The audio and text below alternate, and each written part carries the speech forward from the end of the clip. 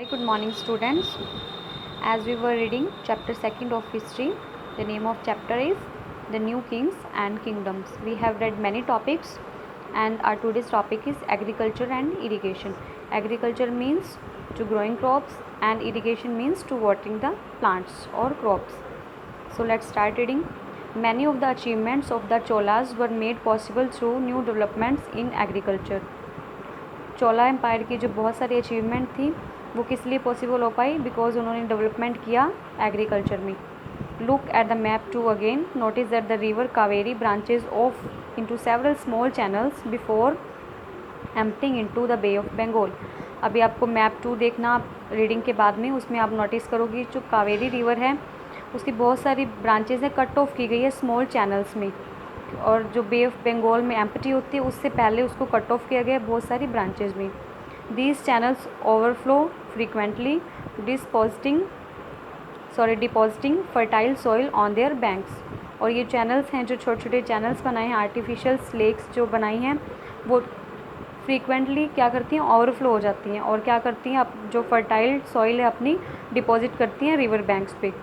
Water from the channel also provides the necessary moisture for agriculture. और जो water होता है चैनल से जो वाटर मिलता है वो क्या प्रोवाइड कराता है? मॉइस्चर प्रोवाइड कराते हैं एग्रीकल्चर के लिए. Particularly the cultivation of rice. और स्पेशली किसके लिए वाटर प्रोवाइड करता है? Cultivation of rice. As you know the rice crop needs more water, sufficient water for their growing. Although agriculture had developed earlier in other parts of Tamil Nadu, it was only from the 5th or 6th century that this area was opened up for large scale cultivation. हालांकि जो development है वो तमिलनाडु के कुछ parts में start हो गया था, लेकिन हम जो स्टार्टिंग हुई है लार्ज लेवल पे जो कल्टिवेशन स्टार्ट हुई है वो 5th और 6th सेंचुरी के आसपास हुई है. Forest had to be cleared in some regions, land had to be levelled in other areas. और कल्टीवेशन के लिए उन्हें क्या करना होता था? फॉरेस्ट क्लियर किए उन्होंने ताकि वो एरिया वो कल्टीवेशन के लिए यूज़ कर पाएँ. Land had to be levelled, और लैंड को लेवल किया गया. In the delta region embankments had to be built to prevent flooding and channels had to be constructed to carry water to the fields. Embankment means wall like structure. Flooding को रोकने के लिए जो overflow हो जाता है water का उसको बोलते हैं फ्लडिंग. फ्लडिंग को रोकने के लिए एम्बैंकमेंट्स बनाएगी, वॉल्स बनाएगी एंड कैनल्स होते हैं छोटे छोटे आर्टिफिशियल नहर जिसको बोलते हैं हिंदी में. कैनल्स बनाई गई ताकि जो वाटर ओवरफ्लो होता है वो कहाँ ले जाया जा सके? फील्ड्स में, यानी कि जहाँ पे क्रॉप्स ग्रो करते हैं ना फील्ड्स में, वहाँ पानी ले जाया जा सके. In many areas 2 crops were grown in a year. और कुछ एरियाज़ में तो एक साल में 2 क्रॉप्स ग्रोन कर ली जाती थी. In many cases it was necessary to water crops artificially. और बहुत से केसेस में बहुत ज़रूरी हो जाता था, नेसेसरी हो जाता था कि क्रॉप्स को वाटर आर्टिफिशली देना पड़े, बिकॉज वहाँ पे रेनफॉल है अच्छा नहीं होगा. A variety of methods were used for irrigation. और बहुत से मेथड यूज़ किए गए इरीगेशन के लिए. Irrigation means watering the plants. In some areas wells were dug. कुछ एरियाज़ में कुएँ खोदे गए. In other places huge tanks were constructed to collect rain water. और कुछ एरियाज़ में बड़े बड़े टैंक्स कंस्ट्रक्ट किए गए, टैंक बनवाए गए रेन वाटर को कलेक्ट करने के लिए.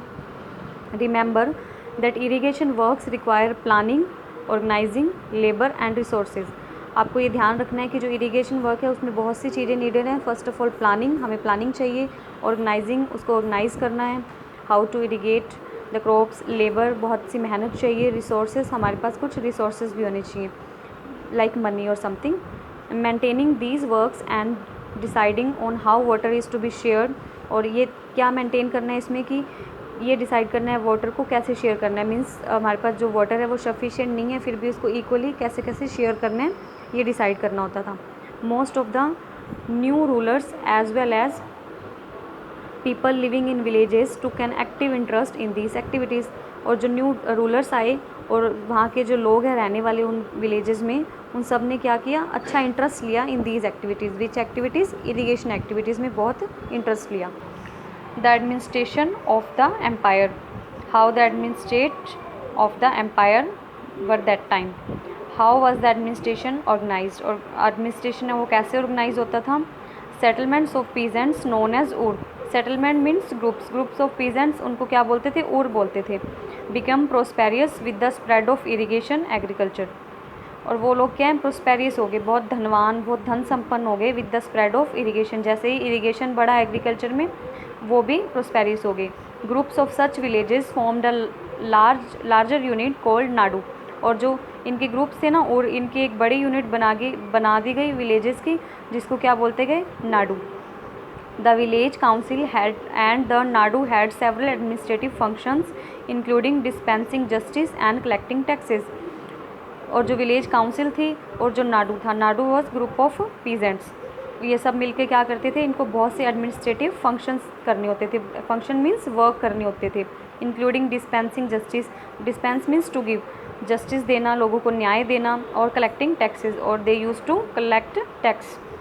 Rich peasants of the Velala caste exercised considerable control over the affairs of Nadu under the supervision of central Chola government। Rich peasants, जो रिच थे पीजेंट्स वेलाला कास्ट के, वेलाला एक कास्ट थी, वो क्या करते थे, उनके पास कंसिडरेबल मीन्स इम्पोर्टेंट कंट्रोल था, बहुत सा कंट्रोल उनके पास था over the affairs of Nadu. Nadu से रिलेटेड जो भी अफेयर्स थे, जो वर्क थे, मैटर्स थे, उन पर कंट्रोल था। और किसके अंडर था, supervision of central government of Chola. Chola empire का जो सेंट्रल गवर्नमेंट था, उसके अंदर थे रिच पीजेंट्स और वेलाला कास्ट के जो पीपल हैं वो। The Chola kings gave some rich land owners titles like Muvendavelan, अवेलन और अ पीजेंट सर्विंग 3 किंग्स। जो चोला किंग्स थे वो ना लैंड ओनर्स को बहुत बड़े बड़े टाइटल्स देते थे। टाइटल मीन्स नाम देते थे, जैसे कि Muvendavelan, it means a peasant serving the 3 kings, एक ऐसा पीजेंट जो 3 किंग्स को सर्व कर रहा है। अरियर मीन्स था चीफ या राजा, etcetera, as markers of respect. और ये टाइटल क्यों देते थे, एज मार्कर्स ऑफ रिस्पेक्ट, उनको रिस्पेक्ट देने के लिए। And entrusted with them important offices of the state at the centre. और उनको बहुत सारे इंपॉर्टेंट ऑफिसेज मीन्स वर्क्स देते थे at the state at the centre level के जो और स्टेट लेवल के जो वर्क होते थे, ऑफिसेज होते थे, वो उनको प्रोवाइड करवाते थे चोला किंग अपने पीजेंट्स को। Here you can see next topic is types of land। Chola inscriptions mention several categories of land। Chola inscription means written जो material हमें evidence मिली है चोला एम्पायर में, उसमें बहुत सारी categories हैं लैंड की। First one is Vellan Vagai, land of non Brahmana peasants properties. ये वेलन वगाई जो लैंड था वो नॉन ब्राह्मणास की होती थी। एंड सेकंड है Brahmadeya, land gifted to Brahmins. जो किंग्स है जो ब्राह्मण्स को लैंड गिफ्ट करते थे, that land was called Brahmadeya. The third is Shala Bhoga, land for the maintenance of school. Shala means हम समझ सकते हैं पाठशाला से, शाल भोगा मीन्स जो मेंटेनेंस, स्कूल की मेंटेनेंस के लिए लैंड होती थी उसको बोलते थे शाल भोगा। फिर है Devadana means land gifted to temples. Devadana means देव को दान की गई, लैंड गिफ्टेड टू टेम्पल्स, जो मंदिरों को या टेम्पल्स को जो किंग्स लैंड गिफ्ट करते थे, that was called Devadana. Next है Palli Chhandam, land donated to Jain institutions. Jaina institution होते थे, जैन रिलीजन के जो इंस्टीट्यूशंस थे उनको जो डोनेट करते थे land, that was called Palli Chhandam. Next reading is we have seen the Brahmins offer receive land grants और ब्रह्मदया। हमने देखा है कि ब्राह्मण को जो लैंड रिसीव करते थे उनको लैंड एज अ गिफ्ट मिलता था, वो ब्रह्मदया होता था। As a result a large number of Brahmin settlements emerged in the Kaveri valley as in other parts of South India. और इसका रिजल्ट क्या हुआ, बहुत से लार्ज नंबर ऑफ ब्राह्मण से बहुत से ब्राह्मण सेटलमेंट्स एमर्ज हो गई। एमर्ज मीन्स स्टार्ट हो गई, ब्राह्मण सेटलमेंट्स मीन ब्राह्मण की जो लोकेलिटी बन गई एक तरह से, और वो कहाँ बनी, कावेरी वैली में और अदर पार्ट साउथ इंडिया के जो अदर पार्ट हैं वहाँ पर।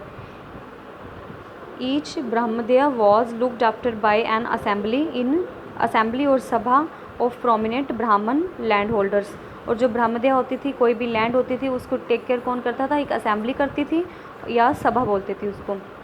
उस सभा में कौन होता था, ब्राह्मण होते थे, इंपॉर्टेंट, प्रोमिनेंट मीन्स इंपॉर्टेंट ब्राह्मण लैंडलॉर्ड्स जिनके पास बहुत सारी ज़मीन होती थी। These assemblies worked very efficiently, और ये जो असेंबली है बहुत एफिशिएंटली, बहुत अच्छे से वर्क करती थी। Their decisions were recorded in detail in inscriptions often on the stone walls of temples. और उनके जो डिसीजंस हैं वो कहाँ रिकॉर्ड करके मेंटेन करते थे, इन डिटेल, एकदम डिटेल में लिखते थे इंस्क्रिप्शंस में। और वो कहाँ लिखते थे inscriptions, often written on walls और temples, walls of temple sorry, मंदिरों की जो वॉल्स होती थी, दीवारें होती थी, वहाँ पर राइट करते थे। Association of traders known as nagarams also occasionally performed administrative function in towns. जो एसोसिएशन होती थी, ग्रुप्स होता था ट्रेडर्स का, उसको बोलते थे नगरम्स। वो भी ओकेजनली क्या करते थे, एडमिनिस्ट्रेटिव वर्क्स करते थे टाउन्स में। Inscription from Uttaramerur in Chingleput district in Tamil Nadu, Tamil Nadu की एक डिस्ट्रिक्ट है चिंगलपट, वहाँ पे इंस्क्रिप्शन मिली है। वो क्या डिटेल प्रोवाइड कर जाती है, provide details of the way in which the सभा वाज ऑर्गेनाइज्ड। वो हमें ये बताती है कि जो सभा है उसमें मेंबर्स को कैसे चूज़ किया जाता था और कैसे उसको ऑर्गेनाइज किया जाता था। The sabha had separate committees to look after irrigation works, gardens, temples etcetera. सभा का एक अलग अलग कमेटीज़ होती थी, अलग अलग मेंबर्स होते थे टेक केयर करने के लिए अलग अलग डिपार्टमेंट की, लाइक इरिगेशन वर्क कौन देखेगा, गार्डन्स को कौन देखेगा, टेम्पल्स को कौन देखेगा, ये सब सेपरेटली डिसाइड होता था। Names of those eligible to be members of these committees were written on small tickets of palm leaf. और जो नेम्स होते थे इस सभा के मेंबर बनने के लिए जो एलिजिबल हैं, उनको एक पाम लीफ की टिकट के रूप में उस पर लिखा जाता था। These tickets were put into an earthenware pot. और वो टिकट किस में डाली जाती थी, एक पॉट में, एक मिट्टी के मटके में डाली जाती थी। From which a young boy was asked to take out the ticket 1 by 1 for each committee. और एक छोटे से बच्चे को उसको बोला जाता था कि उस पॉट में से टिकट को निकाले, जिससे कि मेंबर्स के नेम अनाउंस होते थे 1 by 1 each committee. Each committee means वो किस कमेटी के लिए चूज़ हुए हैं, for irrigation committee, for temple committee etcetera. इस तरह से मेंबर्स को चूज़ करते थे। As a lottery system we can say in present day we see lottery system. Here extra is given, extra matter is given. We can see all those who wish to become members of the sabha should be owner of land from which land revenue is collected। और जो अभी आपने देखा ना, जो lottery system से member को choose करते थे, उसके लिए एलिजिबिलिटी क्या थी, कैसे एलिजिबल माने जाते थे।